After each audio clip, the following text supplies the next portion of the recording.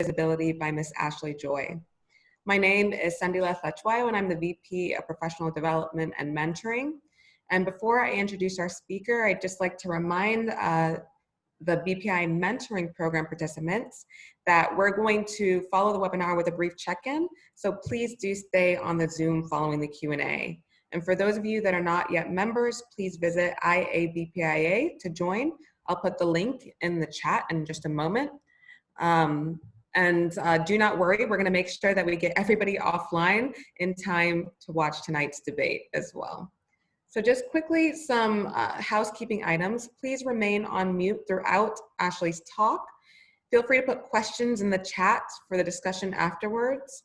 And if you'd like to come in afterwards for a live question, please put your video on to make it more interactive. So without further ado, let me introduce Miss Ashley Joy. Ashley is a sought-after speaker, author, coach, entrepreneur, and women's empowerment advocate.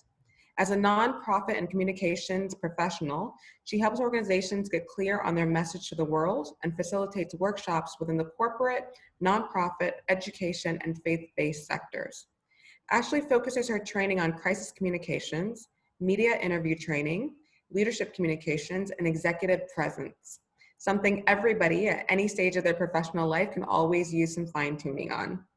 She earned her bachelor's degree in business management at Wilberforce University in Ohio, and she holds a master's degree in multimedia communications with an emphasis in journalism from the Academy of Art University in San Francisco, California.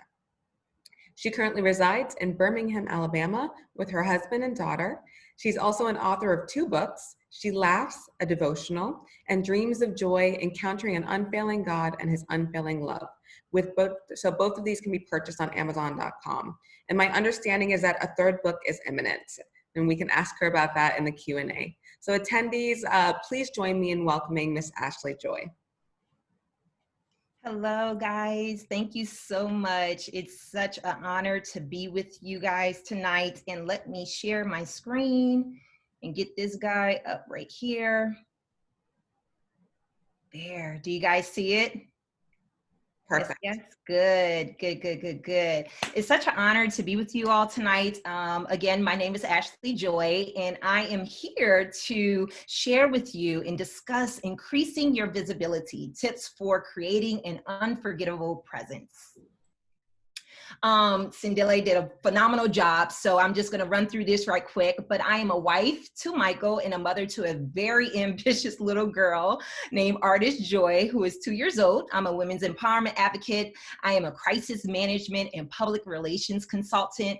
I am a certified personal and executive coach, and I am a spokeswoman for a college here in the Birmingham, Alabama area. Interesting facts about me. I lived and worked in Dublin, Ireland for 3 years. I traveled to over 16 countries. My first speaking engagement was in Cape Town, South Africa, which I have deep love for.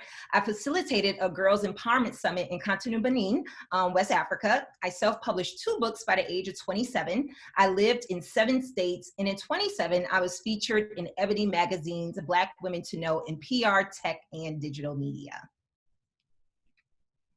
What we will discuss tonight and one of my favorite subjects is about leadership brand. And for some of you, that concept or even those 2 words put together may be a little different, and that's okay. We're going to go over that tonight. We're going to take a quick survey. So if you have another device, either you can use your phone or your desktop, because I do have a link to share with you all to go and let me make sure. Are you guys hearing me good? Because I don't have anybody faces up here. Okay, good. We're also going to have a quick think tank. We're going to go over 4 critical elements of a leadership brand. At the end, we're going to do a Q&A in closing. My hopes is I'll get you guys out of here within 30, 45 minutes. I'll be out your way. I know you all have another programming after this, a short one, as Cindella told me. And I'm just so happy that we get the opportunity to spend with each other tonight. And I want you to know that I want this to be interactive. I can't see any faces right now, but I am going to have a way where you guys can communicate with me. And I just want to give a quick note. I know many times in spaces like this, we come with the idea to get answers. But for me, as a coach who work with brands and work with organizations and individuals, I always want people to show up and be the best spokesperson for their life. And the way I do that as a coach and as a teacher is I ask powerful questions. And I believe that when you dig deeper, you go higher. So I want you to get a pen and pad, because I am going to submit a lot of questions for your consideration.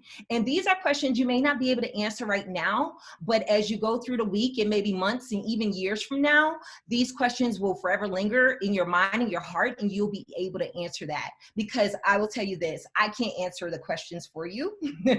As a leader, as a professional, even in your personal life, these are the type of questions that only you can answer.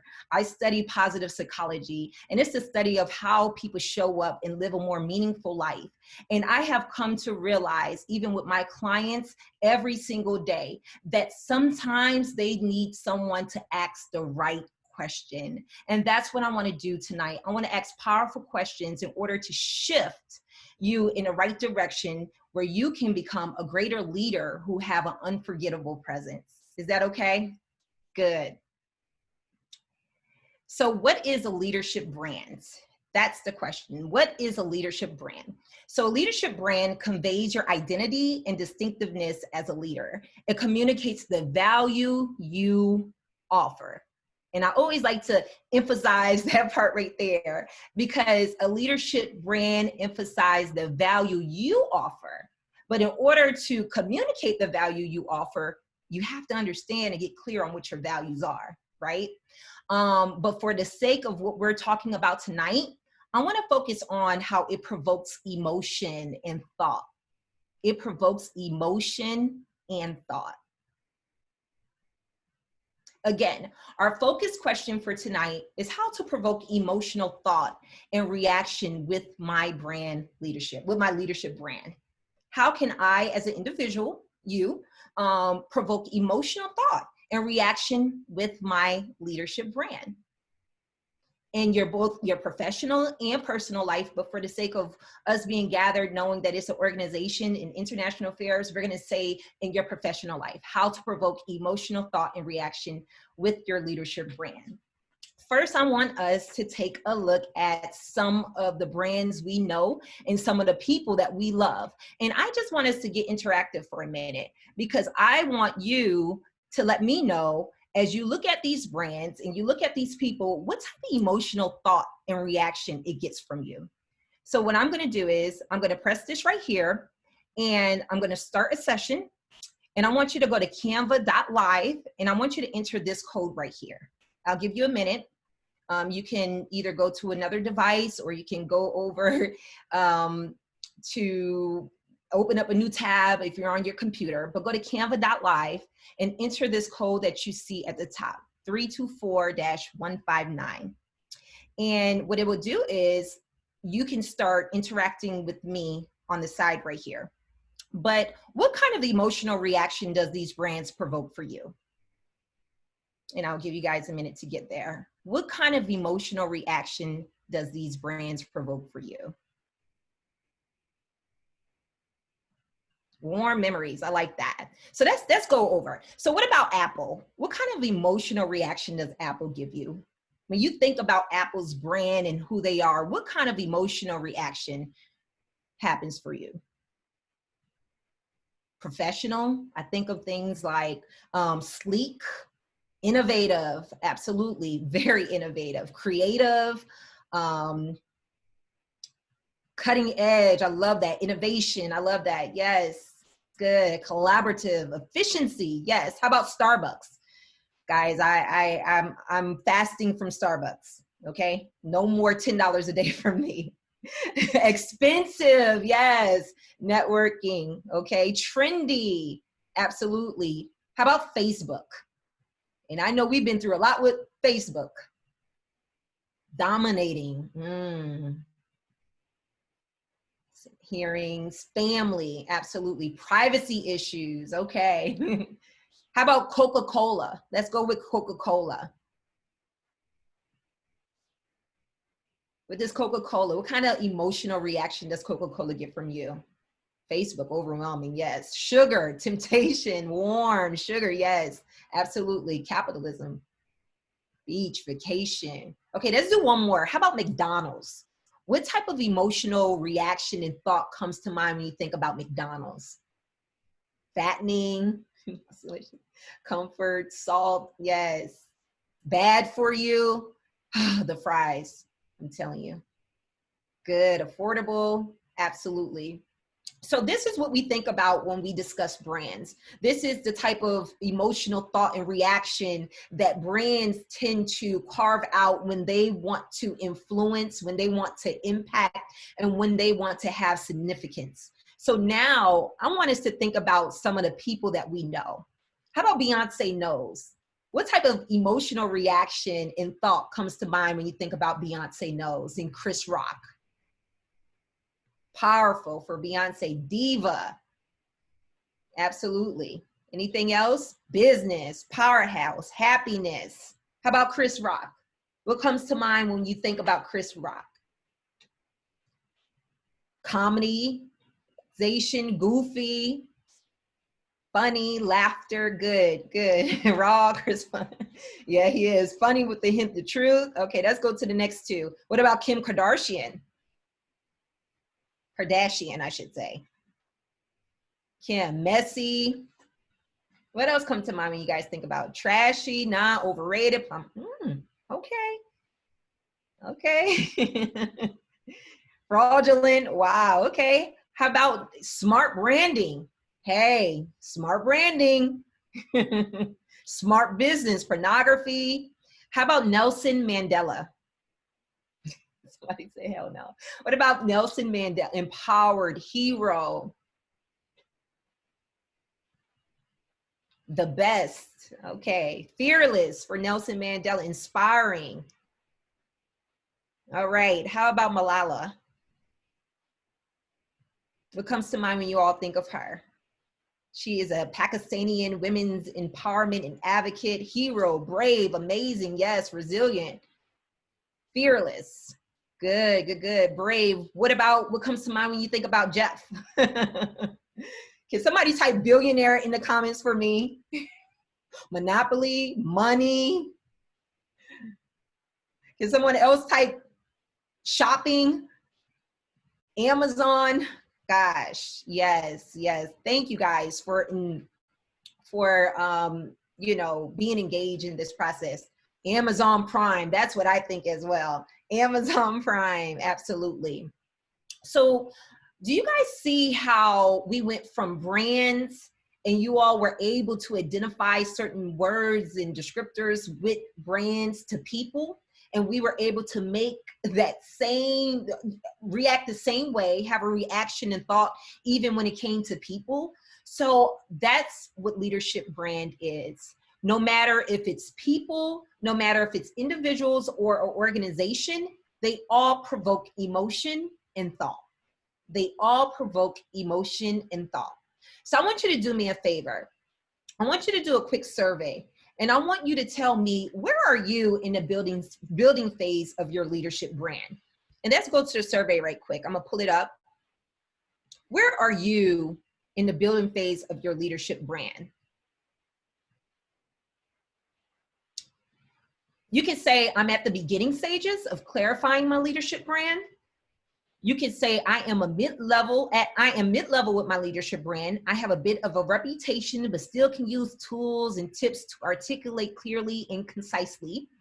You can say, I'm a pro with my leadership brand, Ashley. Listen, I'm the Beyonce of this. I have a reputation that precedes me, and people can identify me for something.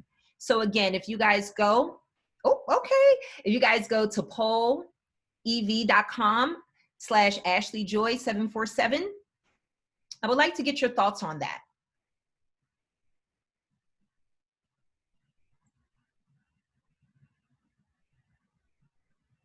I'll give you guys a couple of more minutes.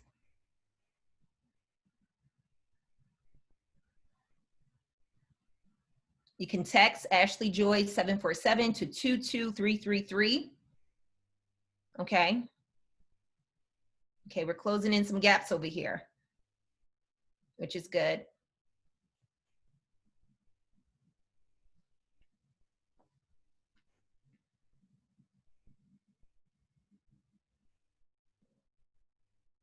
Okay. Can give you 2 more minutes. And I want to speak to one person from each category.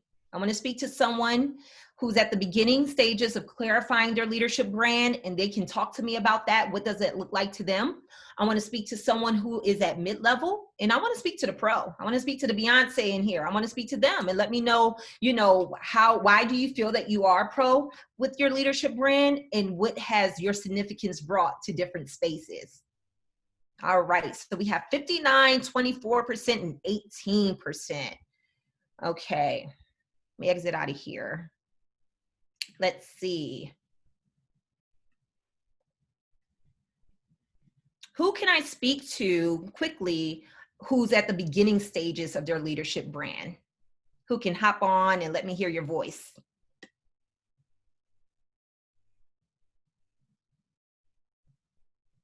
Anyone?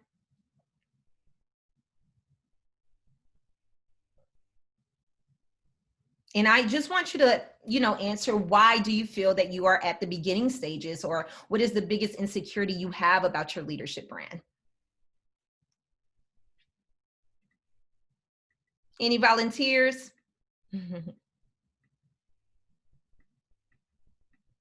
Yeah, I can go. This is Mandy. Hi, Mandy. Thank you so much. Hi. Yeah, so I think I feel like I'm at the beginning stages of my leadership brand because I'm still trying to figure out what I want to kind of like share as a service to other people. That's good. Yeah. Okay. Thank you so much, Mandy. So can someone share, I am mid-level with my leadership brand. I have a bit of reputations, but still can use tools and tips to articulate clearly. Can someone share with me just what that looked like for you at mid-level? And what is your biggest pain point right now? Yeah, this is Emily. Hi, Emily. Hi, thank you. This has been great so far. Awesome. I love the interaction. I am at mid-level because I definitely, am known for certain characteristics and qualities and skills that I bring to the table. But I struggle with, quote unquote, building a brand and, leading with those things to create more opportunities for myself. That's good. That's good. And let me tell you, right where you are is the biggest pain point for a lot of people. How can I, one, articulate more clearly, and how can I create more opportunities? Because there is a ton of opportunities out there. So thank you so much. So lastly, where's the Beyonce? I am a pro with my leadership brand. I'm right here. I'm right here. All right. Share with my name is Whitney, and this is just one side of who I am, but the gym is my life. Like, people know me, and when they come see me, they're automatically like talking about the gym. So even people that don't know me, they know to come to me for advice. Like, people have heard about me, and I've never met them. So the fitness thing is kind of where I thrive. Okay, well, that's good. And thank you so much for sharing with us. Thank you, guys. You definitely gave me more clarity on where everyone is. And as you can see, everyone is at different levels. But tonight, we're going to talk about 4 key elements of a powerful leadership brand. And this is what I believe makes your presence unforgettable, whether you are in your personal life or your private life, your professional, or even if you're going to the beach, okay? You can have a presence where people can leave people asking, who's that lady? Who's that man? I want to get to know them well. One, we're going to talk about leadership identity. What do I want to be known for? Okay. What do I want to be known for? And how do I want people to perceive me? Which is a big question that a lot of people do not like to answer, because in our society, we are taught, don't worry about what anybody think. But the reality is, everyone cares what people think.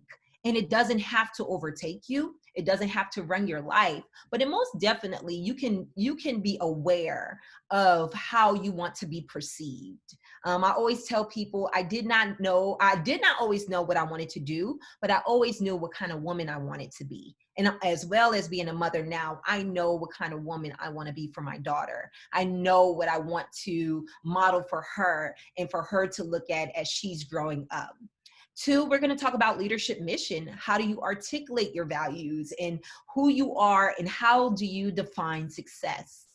Another key element is number 3, leadership board. What leaders hold me accountable? Who do I allow to critique me? Who do I surround myself around in order to be greater in my endeavors? And number 4, we're going to talk about leadership tools. How am I sharing who I am with my community at large? How do people know what you do? How do you share that in a confident way? I know a lot of people get stuck right there because there's so many tools out there. And I always tell my clients, you do not have to be on every social media. You do not have to do everything. You have to do what works for you. And when you get comfortable doing what works for you, you can show up in a greater way. Okay? Are you guys with me? You can drop something in the little box right there.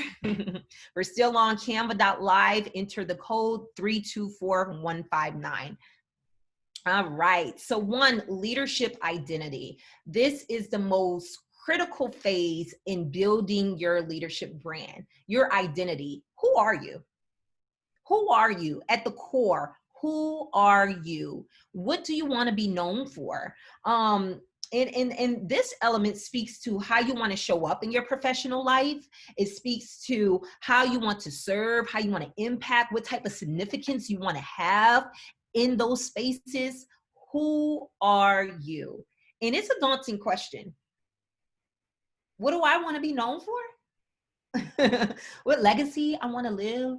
What legacy I want to leave? How do I want people to perceive me? That is very daunting, but it's critical. It's very, very critical in order to show up and be the best version of yourself. So everything starts here. Leadership identity. Leadership identity is your presence in your work and in the world. Leadership identity drives your decisions toward big picture leadership goals. Absolutely. And I'm going to get to that. Leadership identity reflects your values, your mindset, your actions, your responses. Let me tell you, when you know who you are and what you want, it leaves little room for you to waste your time and anyone else's time. I can use my own life as an example. Let's just say health and wellness is a really big part of my values. It's who I am. And as I reflect back, it's always been who I am. I watch what I put into my body. I watch what I eat. I live a very healthy lifestyle with working out. It's truly a value, health and wellness. It's a value in my life. And I see even in every stage of my life, I always pushed that at the forefront of everything I did. And as I did that, I understood that everything around that has to pivot, because when I'm committed to going to the gym at a certain time, or when I'm committed to sticking to a certain type of meal for the week, I do not lose that. And I stay focused on that. So when you have a clear set of values, of mindset, of actions and responses, it leaves little room for you to get distracted on things that really does not matter to you, because it's not a value. And also, leadership identity drives your decisions toward big picture leadership goals, because you have this huge picture of where you see yourself. I talk to my clients like this.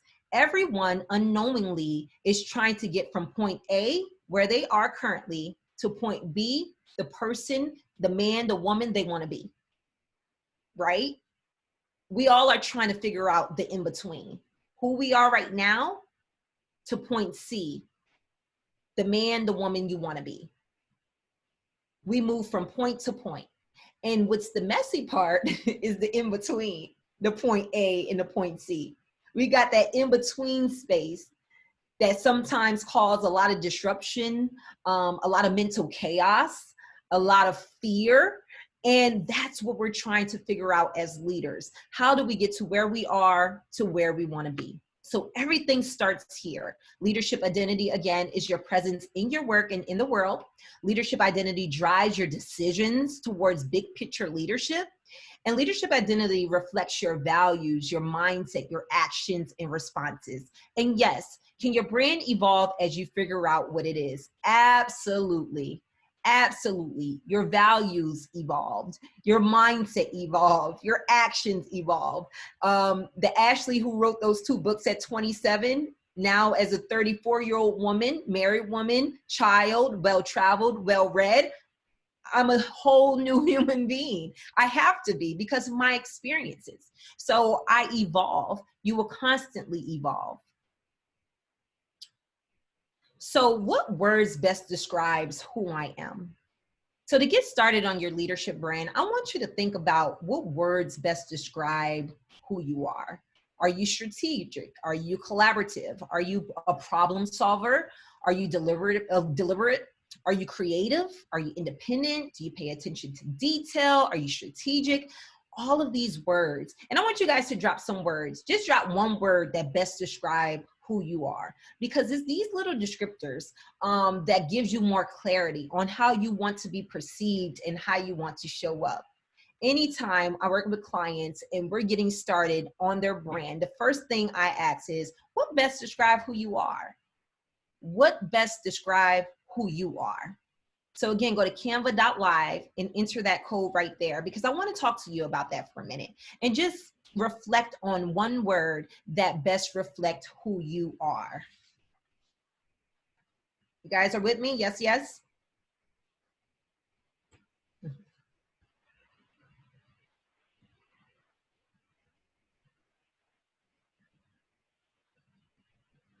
So next we're going to talk about, again, you are the brand. And this is I love this quote by a mentor. Her name is Marshawn Evans. And we're going to get into mentors, but she's someone that I've met 2 times in life. But a lot of what I have been gleaning off her for is inspiration on the space that I'm currently in. And I remember when she said this word and she said this quote, and it impacted me. It impacted the way I think. It impacted my mindset, the way I looked at significance and impact in the spaces that I wanted to be in. She said, you are the brand. You are the brand. So many times we get caught up in creating a brand and we forget to develop and create the person.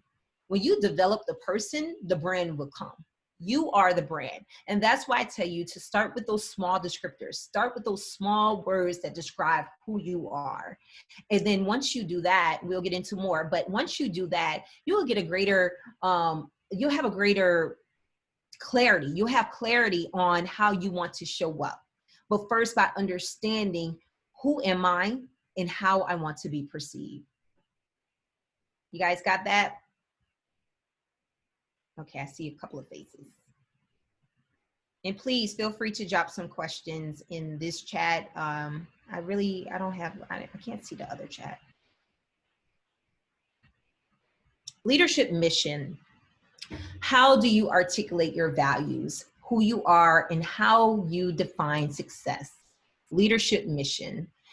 Crafting your mission statement. I love mission statements. I love working with individuals on how to craft a mission statement. It amazes me that when I sit down and help someone craft their personal and professional mission statement, how they go from feeling kind of their body language speaks to a higher self. Right?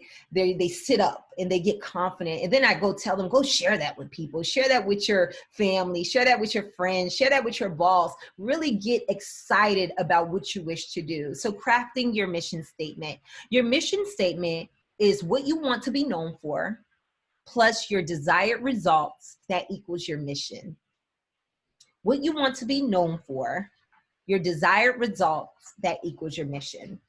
Your mission is a catalyst for which all things flows, okay? I keep my mission by my bed. And every single day I read my mission statement. That's the driving force of what wakes me up in the morning, of me understanding I am on a mission. As a woman, as a minority, as a wife, as a mother, I am on a mission for impact, for legacy, for significance, for influence. I am on a mission. Your mission encourages you. It really does. It encourages you when times get hard and you have these days where, listen, I manage crisis for a living. I put out fires all day at work, and then I come home and I put out fires all night with a 2-year-old. So I manage crisis all day, every day. So what keeps me focused is my mission, what I want to be known for, and the desired results I want to get from that. That's your mission. Your mission guides your decisions every day. Again, like we talked about with your big leadership goals, your mission tells you what to stay focused on and how not to entertain things that you know has nothing to do with your mission. It makes decisions easier for you. Again, you pick opportunities that are aligned with your mission, right? You go for things that are aligned with what you want to do and what you want to be known for and how you wish to seek those desired results. If I knew personally what my mission was or had a greater clarity, even when I was coming out of college, there were certain things I probably wouldn't have done. And I guess I can speak for everyone. There's certain people I probably would not have gotten involved with. There's certain places I probably would not have gone, but truly living mission-minded, right? Living missionally, it takes courage. It takes the ability to say no. It takes the grace to pass up things that you know aren't for you because you want to stay focused on that thing that you know aligns truly with who you are and your identity. So crafting your mission statement, again, what you want to be known for plus the desired results equal your mission. Tips for crafting your mission. 1, write down what's most important to you. Write down what's most important to you. Are you guys there? Drop me some comments in the box. Write down what's most important to you. Not to your community, not to your family, not to your friends, but what's most important to you? What is your North Star message? If I was to tell you to go on that hill and you have 60 seconds to share your North Star message and to share with the world what's most important to you, some of you would know what you would want to share, and some of you may not know. And that's why getting clarity on what's most important to you saves you a lot when it comes to showing up and creating a presence for yourself that's unforgettable. 1, articulate your most important goals. What is your end goal? Again, like someone said in the chat, your brand evolves, you figure things out, but articulate your most important goals for you right now. In this place of where you are right now, what's most important to you? Number 3, talk to your peers. You know what? I always get feedback and critique from my peers. Sometimes it does not feel good, of course. However, I'm always asking for feedback. I'm always asking my peers, hey, what do you think shows up a lot with me? What do you see my eyes sparkle when I talk? What are some of the things that you see makes me excited? Your peers can give you amazing feedback. They're around you. They view you. They see you from a different lens than what you see yourself. So talk to your peers. 4, think in future tense as well with your mission. It may not be something necessarily that you're doing now or something you feel comfortable with, but it can be something that you grow into. I was saying that I was an author long before I became an author. I said I was a writer before I became a writer. I remember when I was graduating college, it felt like years and years ago, centuries ago. I remember one of my professors said, what's next for you? I said, I think I'm just gonna write for a living. I think I wanna be an author, do some eat, pray, and love type stuff. And he looked at me like, that's weird, that people looked at me crazy. Before I ever became who I became, I was speaking those things into the world, into the atmosphere, into the universe, and it's like a boomerang. You throw it out there and it comes back. So speak in future tense. And 5, identify the legacy you want to leave. We all Listen, a mentor once told me that you can be one of two things. You can be the person who dies and nobody remembers you and they forget your name, or you can be the person who dies and everybody misses you. They bring your name up. They always reflecting on who you are and how you had an impact on their lives. So identify the legacy you want to leave behind, because we all are just journeying through. We all are just passing through. We all have the same destiny, and that's death. That's just a reality, guys. It truly is. But we also can have a greater impact and a significance in this place. So I feel like I've been talking a lot. I'm going to go to the chat. I'm also going to see some faces over here. Let me see. Oh, I don't see the chat. I think some of the questions or comments might not be coming through on the Canva live chat for some reason. Okay, so let me end that session and try a new one. And if someone want to talk, what's going on? Feel free to talk or ask a question. So there was a question that came through in the other chat, which Yeah. is, there is who you are, and then there's also how others perceive you to be. So how do you resolve this when there can be a huge disconnect between the two? And I think that's especially the case for Black international affairs experts. Okay. Say it again. It's who you are and who others perceive you to be. Perceive you to be, exactly. And so how do you resolve that disconnect when you're trying to craft your own brand, but others are kind of imposing their own brand of you on you? Imposing their own view on you. So one of the questions I would ask is, why do you believe people perceive you in that way? Why? Why do you believe? And I would love to talk to the person who posted that question, because I think that sometimes we have this big intimidation, like, that's not who I want to be, or why do you believe people perceive you that way? Why do you believe people place that type of, say, okay, this is who you are, like, why? And it's okay to explore those questions. That doesn't mean that's who you are. That doesn't mean that's who you're going to accept for your life, but it's okay to say, you know what?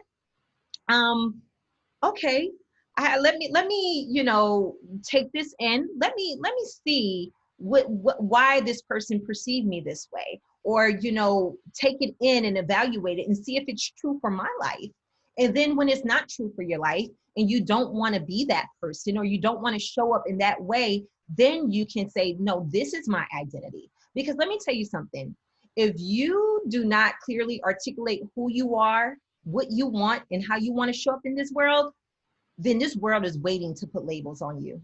This world is waiting to tell you who you are. From the moment we are out of our parents' womb, we are everything to the world. We're Black. We're, of course, male and female. We are, we go by our economic standing. We come from a single parent household or two parent, like everything is identified for your life. So how do you kick open these boxes? How do you say, no, that's not who I am. That's not who I want to be. That's not the labels. That's not the limits that I'm going to allow you to put on me. So to answer your question, it's okay to take in who people think you are and have that type of feedback. Here's the box I was looking for. And it's also okay to say, no, this is not who I am. This is not what I'm going to accept to be truth about my life. I hope that answered your question. And there's one more question that just came in, which is, as mentors, how do you help others begin to craft their mission? So if you're trying to help people get to this spot. Yes, Yvonne, take a picture of this. Tips for crafting your mission. Take a picture of this. This is how you can help people. And then we're going to go over to this box over here, where examples. Oprah Winfrey said, to be a teacher and to be known for inspiring my students to be more than they thought they could be. That's Oprah Winfrey. Another is to use my gifts of intelligence, charisma, and serial optimism to cultivate the self-worth and net worth of women around the world. Now, I took a shot at a few of what I believe can be for international affairs professionals. I use my voice to engage in a variety of complex issues of global significance, such as human rights, poverty, environment, and cultural intolerance for community and cultural impact. How do you guys like that? I also said, I am a global thought leader who challenges others to produce and communicate creative solutions to world problems for the greater good of women and girls. How do you guys like that? So, you know, when you craft your mission, make sure it speaks true to who you are. One, again, who you are and what your desired outcome is. Any more questions about the mission?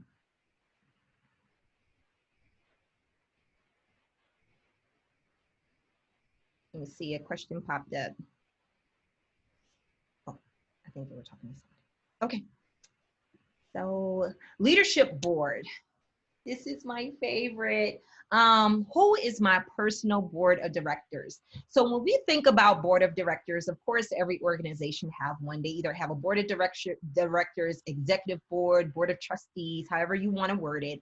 But I don't think often we look at ourselves as professionals as having that core personal board, that leadership board.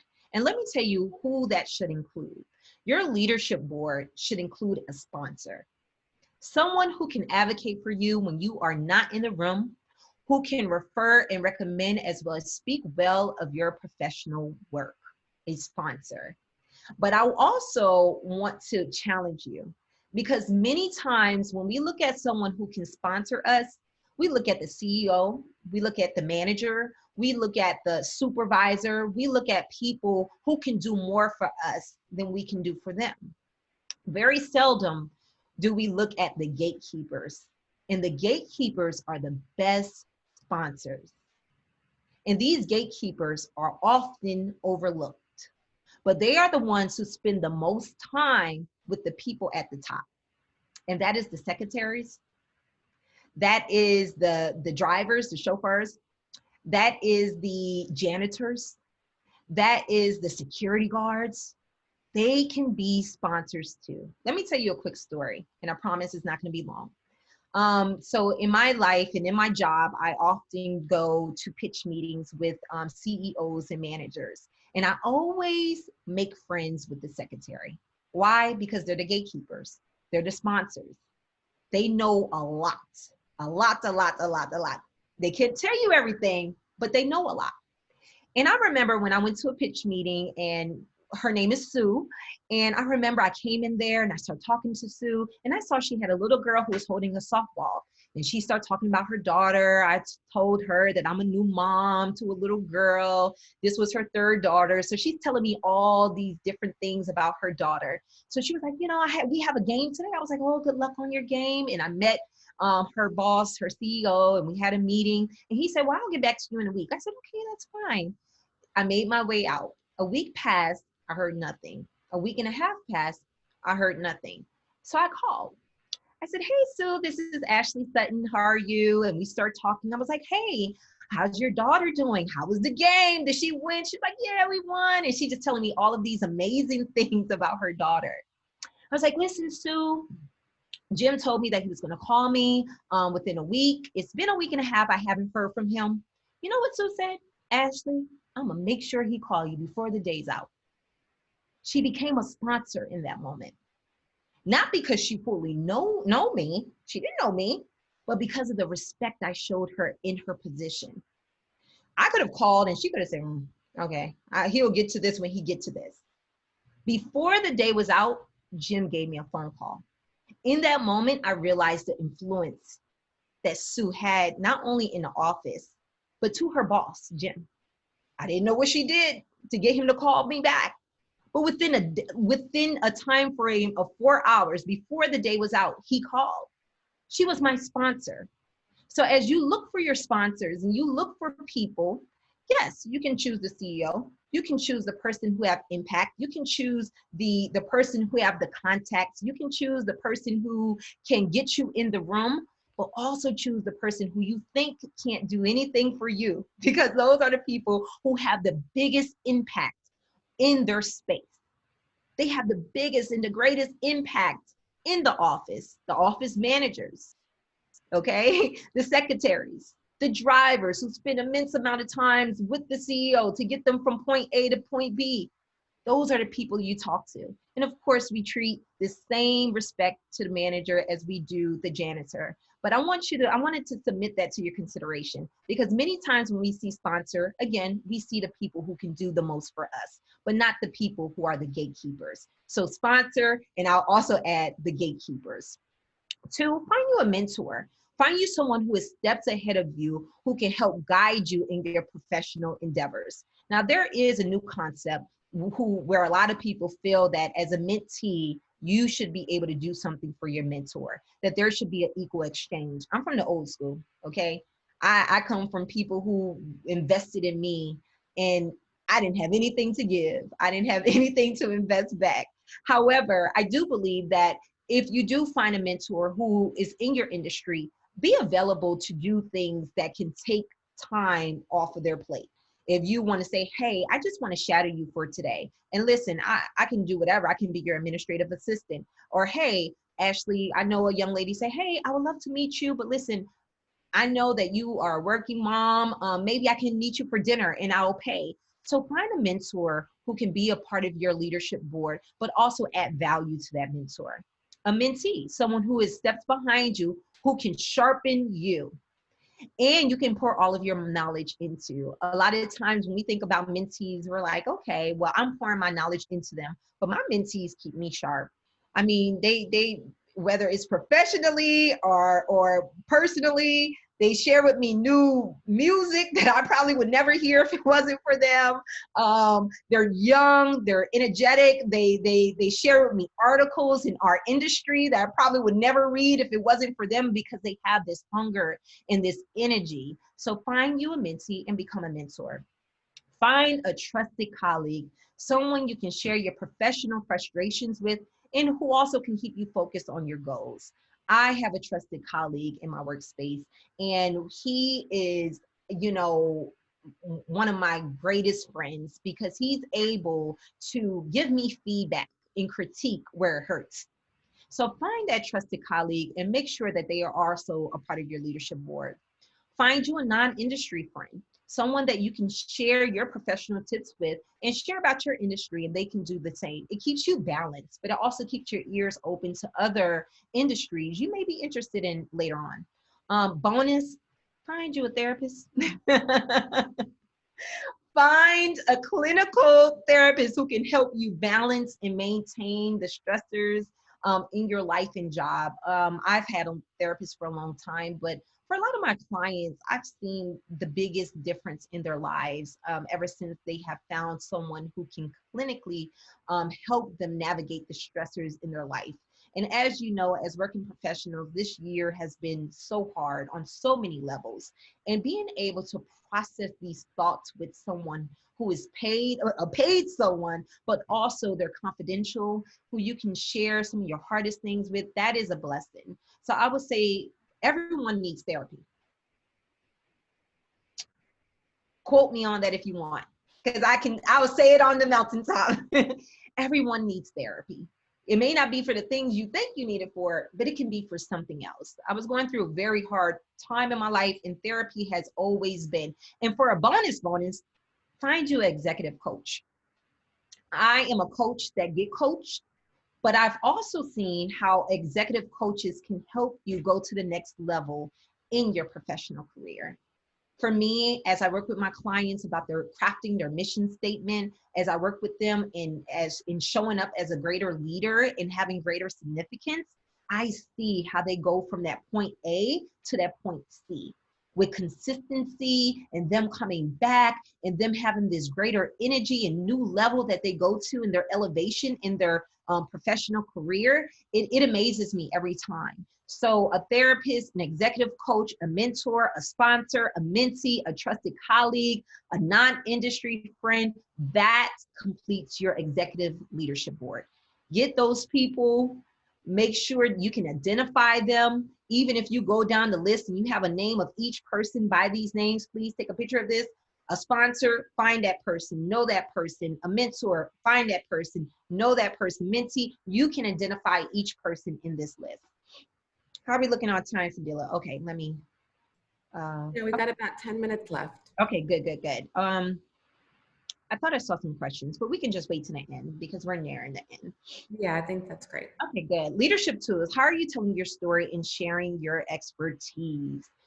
Some tools to use: social media, of course, a website, LinkedIn, Facebook like page, Twitter, Instagram. Twitter gives you the ability to share your thoughts in a raw way, but be careful, especially if you're working for an organization. Always have that precursor that this is my thoughts and it does not reflect the organization that I work for. A lot of people, especially in this social unrest and climate, have, you know, I work for an organization. I get calls all the time with people reporting our students. I'm like, oh my God.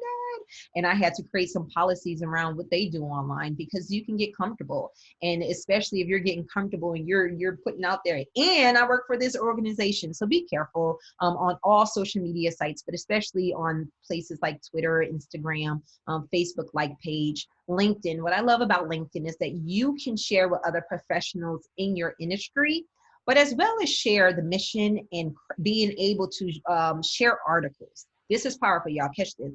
Share things you're interested in and craft it and share your perspective on what you're sharing. So I go on LinkedIn, I share an article, and I share my perspective on that. So people know me from certain things based off me just sharing my thoughts on an article. So don't think, even as you want to get yourself and your name out there, that you have to reinvent the wheel, or you have to write blogs, or you have to do all of this stuff that you may not have time for. Share an article. And once you share an article, just put a small paragraph or a blurb about your thoughts about that article.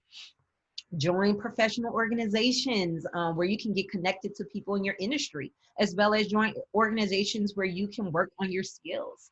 Everything is about skills building. How can we strengthen our skills? How can we become a greater professional? You know, take more classes. I'm forever taking classes. My husband is tired of me taking classes, but I'm always building on my skills. One, writing a book. Writing a book. And let me tell you how.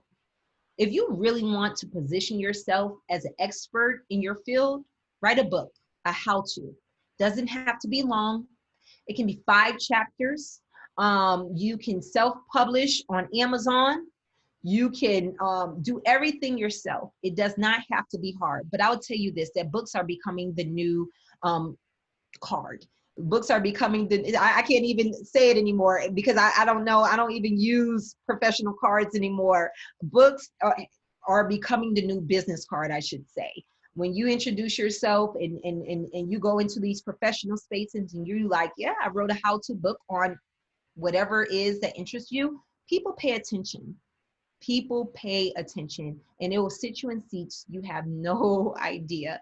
It will take you places you have no idea. Write a book. And I always want to consider that, submit that to everyone's consideration, because a lot of people feel that, oh, there's ghostwriters, there's editors, there's everyone who can help you craft your story, tell your story, and show your skills, and for you to become an expert in your field. Lastly, traditional marketing, logo, resume, cover letter. Always keep an updated resume and cover letter. Always keep, let me tell you, always keep an updated resume and cover letter. Always have a business card. Even though business cards are becoming things of the past, listen, always keep a business card on you. Always have an updated headshot. Always have a headshot that you can send to people and you can share on your LinkedIn page so people can identify you. Yeah, so here are some tools that I just wanted to share with you. But the writing the book part, I want to challenge some of you, because you do have a wealth of knowledge that you can share with your industry. So making your leadership brand real, listen, check in with those around you, ask the questions, always invite people to give you feedback. Most importantly, live your vision. Live your vision. I wish we had time, because in a normal, right? What's normal? But in a longer session, I probably would have called a couple of you out and helped you craft your mission statement. I would have called a couple of you out and helped you craft and see where you are in your identity and getting clarity on how you want to show up. But I hope that these tips helped you.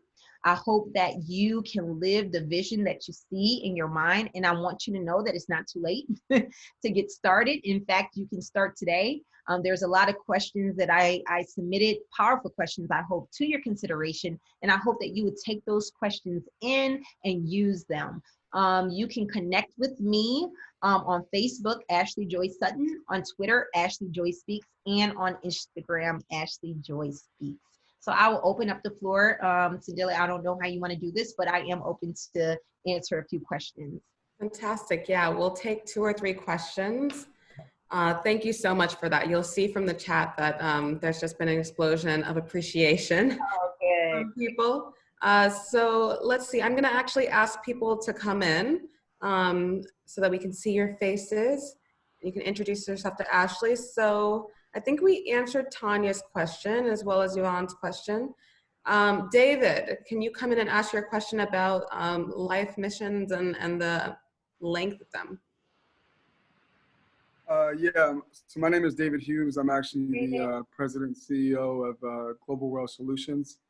I have a company where we provide foreign language training, diversity training, intercultural communication, and communication and interpretation. Good. So I'm really excited to actually be here. I didn't even know this group existed. So when I found out there was Black professionals in international affairs, I'm like, where was this 20 years ago? Really? Yeah. Like, so I mean, seriously, like for a short minute when I was traveling, yes, really. Yeah, I mean, it's so crazy. Like, I mean, I could share a lot, but I know you don't have a lot of time. But I mean, I've lived in Mexico, worked in the Chamber of Commerce from Foreign Trade Department. Awesome. Worked in Brazil, did missionary work there. Did a lot of stuff, but you know, I'm 40, so but it's interesting just to see this. So I praise you guys. I'm really happy that you guys exist. And this is beautiful. So, but I didn't know there was going to be a cadre of women. I'm the only guy on this thing. So I was just like welcome. I was like, oh, is this all about women or what? What's going on? But yeah, it interests me. I'm thinking, what exactly, how long should the mission statement be? And how do you shape it to where it's actually powerful and effective? Yeah, so with your mission statement, I always tell people that you're going to forever be editing your mission statement. You can have a long version, but choose 3 powerful sentences that best represent what you feel. I wish I could go back in my slides, but again, what you want to be known for, your desired outcome is your mission. Gotcha. That can be 3 simple sentences. It may start off as a paragraph. You may want to free throw and just start writing different things, and then you can start, editing and cutting it down. But I want it to be short, and it's often short because you want to remember it. Got it. You want to be able to articulate that to your team, to your family, to your friends. Listen, you want to be able to hang it up in your office. You want to be able to feel it strongly. You want to be able to put it in the bathroom, in a shower, whatever, so you can see it and you can live missionally. So, craft it where it's write it out, and then craft it, and then let it be 3 powerful sentences. And like someone said in the chat earlier, it evolves. As you evolve, your mission statement will evolve as well. So I hope that answers your question. Yeah, thank you. Thank you. And if I can have Emily as well as Whitney come in back to back and both ask your questions just briefly. Good. Emily, do you want to come in first? Hi, Emily. Hello, can you hear me? I can. All right. Well, first off, thank you so much for this presentation. This has been so insightful. My question was if there was sort of a loose limit that you had in mind for the amount of adjectives to be used in a mission statement. So while going through the presentation, I was taking a look back at a personal brand statement that I had written many moons ago, and so I'm revisiting it right now. And I'm noticing that there are a bunch of just adjective after adjective after adjective in the statement. And while I still think that it's a great statement to use, I was just wondering if that is something that is common, not only in personal brand statements, but also in mission statements as well. It's not. You don't want to get too focused on, I am a creative, ambitious, you know, you don't want to use too many adjectives, because what you want people to focus on is your desired outcome. What is the impact you want to make, right? I can change the adjectives in terms of who I am. I am a teacher, I am a coach, depending on my audience and who I'm speaking to, but I want you to focus more or less on your desired outcome. Let your mission speak to what you want to do and what you want your significance, influence, and impact to be. I hope that helps. Does that answer your question? So take That does. Thank you very much. Yes, yes. Focus on the desired outcome, because in this season, you may be a global, you know, it changes, it varies, it changes as you go. So I want to focus on who I am in terms of, I'm a teacher, I'm a, you know, all these adjectives that I can put, because that may pivot. I want you to focus on your desired outcome, because it's the outcome that people are going to be looking at. Okay. Thank you. Thank you so much. Whitney, can you come on in with your question? Ooh. All right. So I was twisting my hair. I'm so sorry. Oh, that's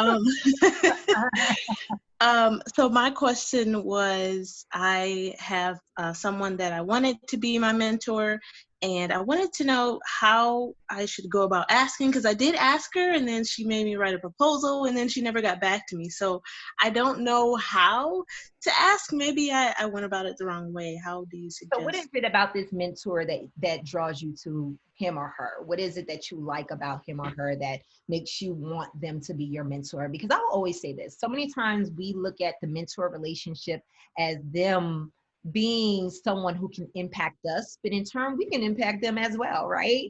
So I want to ask you, what is it about this particular person that you are drawn to the most?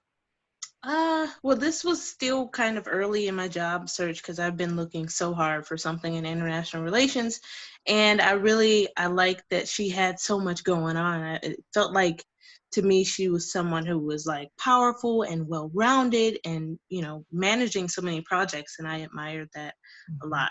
So. And do you know anyone she's mentoring in this moment? Like who are her mentees? Do you know any of them? No, I'm not sure if she has anyone. I know that she's in a big group called WCAPS, and it's like women of color advancing. It's about security and stuff, so she might have her hands full, or she might have someone they assign people.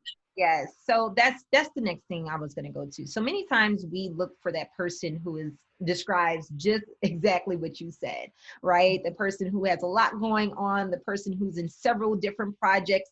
And to be honest, most mentors don't know how to say, my capacity is full, I cannot mentor you right now. So they give you the runaround. I'm not saying that's what she did, but what I'm saying is, find you a mid-level executive who may not be at the top, but also have the same assets as this woman has, right? Someone who is probably not that far in their steps as you are, but also can help you and help you navigate this space and get to your next level. I've made that mistake, right? Before, in my younger years, I was like going straight for the people at the top. Hey, can you mentor me? Reality is those women were busy. And even now I have people reach out to me and ask me for mentorship. And I'm honest with them and say, hey, my capacity is full, but hey, read some books that I have, you know, follow me. Make sure you, when I have these organizations who invite me to speak, be on these calls, because that is mentorship. May not be in a direct way. You know, I may not ever know you. Well, I would know you by face and name, but I may not ever get that personal touch with you, but you're still being mentored by me. So it may not be where you have that direct access to her, but show up where she is. See what type of talk she's doing. See what type of presentations she's doing. See the type of things that she share on LinkedIn or any of these professional spaces where you can draw from what she's doing. I hope that helps. Thank you. And we've got one final question from Yannick Gill. Hi, good evening. Is everyone able to hear me? Yes. Wonderful. So thank you so much to BPIA as well as Ms. Sutton for the presentation. Very helpful, especially right now as I'm looking for a job in the midst of a pandemic.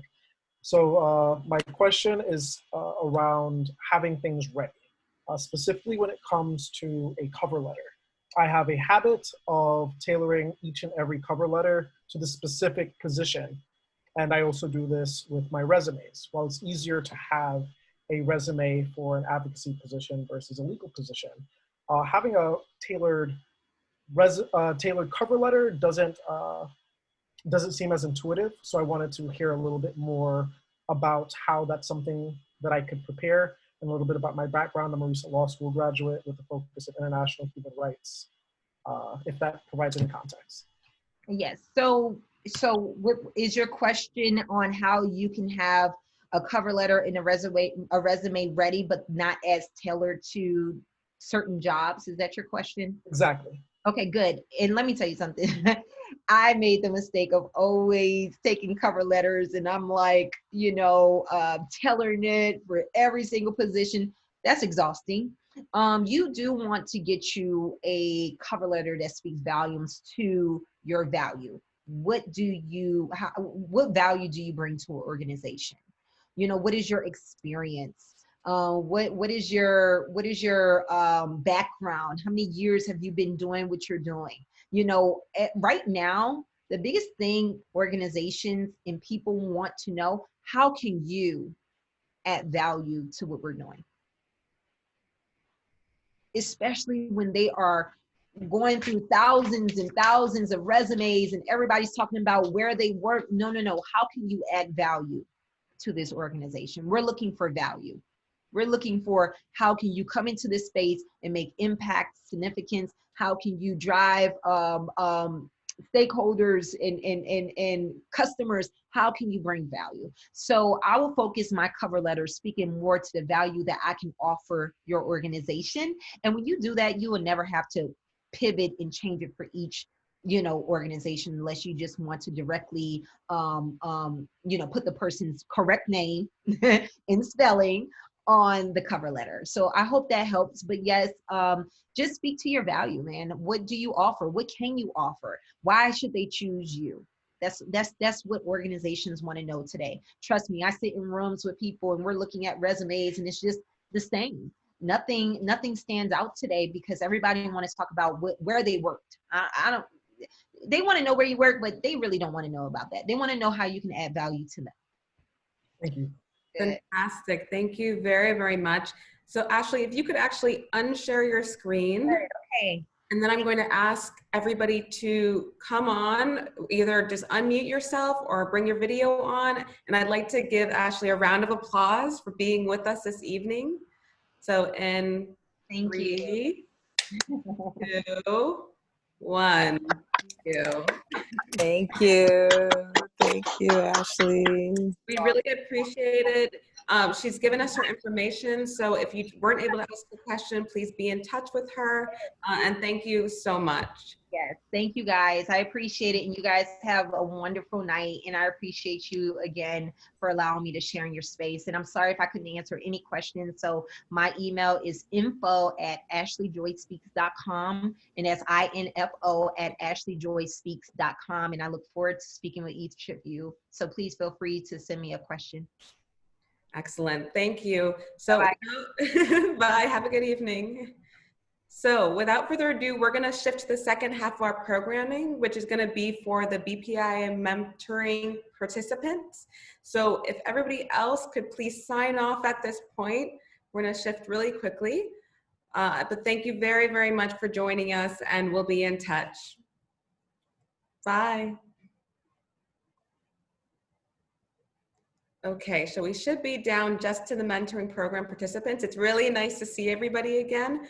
I'm going to briefly share my screen. Thank you for doing the survey.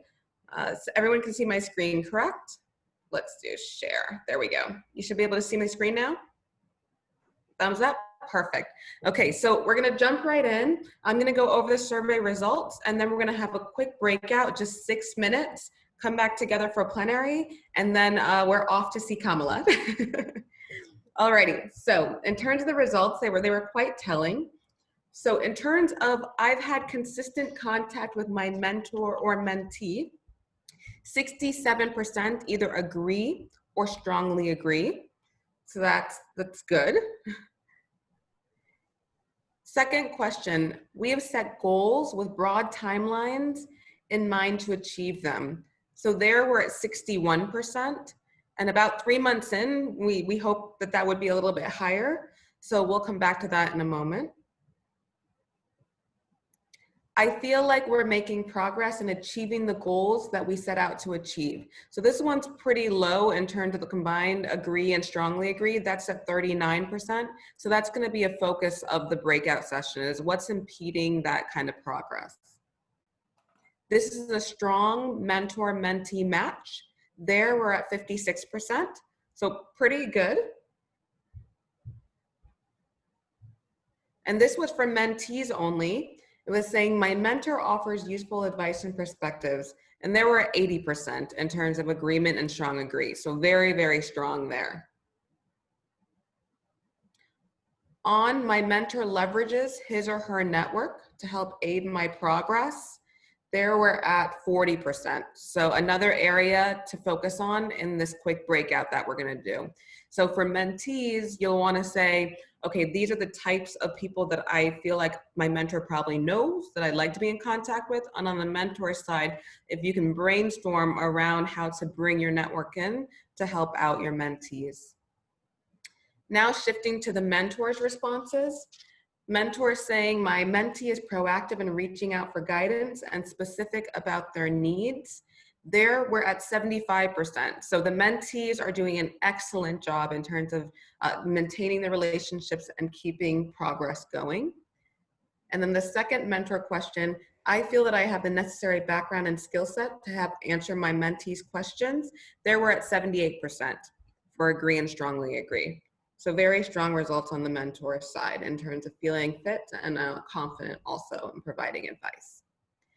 And then the final question was, I would like to continue participating. There were 82%. That's excellent in terms of strongly agree and agree. However, for that 12% of people that say that they definitely disagree, please, please, please be in contact. If this doesn't seem like a good match, if you don't feel confident in either the questions that you're getting or in the answers that you're receiving, please reach out to me afterwards and we will address that. So the final one was open feedback, and there's 3 themes that came out of this. One on match fit, another on time pressures, and then on overall design. So in terms of match fit, there's a sense that the professional interests are different. And so maybe this is one of the mentors or mentees that's saying that this is not really working for them. Somebody said that they've got 2 mentees. One's been responsive and proactive. The other one suddenly stopped communicating. So again, an issue of fit. Time pressures. Let's have a lot of grace with each other. It's the time of COVID. There's a pandemic. Everybody is really, really consumed. I know in talking to one mentee, they've had some deaths in the family. So try and be patient with each other and knowing that just people have a lot on their plate right now. And those came up in the open questions too. And then final, in terms of overall design, people seem to be having a good experience, or some are having a great experience. My experience with the mentoring program has been fantastic. The resources that have been made available are helpful and thoughtfully designed, and the BPI events have complemented the program really well. So we love to hear that. Yeah, I'll briefly just open it up if anyone has comments or questions before we go into this breakout session. Yvonne is going to take the mentors. I'm going to take the mentees. And we're going to focus on those 2 areas of opportunity, which is on needing to make progress. So how do we remove the barriers to making progress in our relationships? And then on that second one of leveraging networks. Any final thoughts before we go to the breakout rooms? Okay, very good. So Alexandria is going to help us out with this.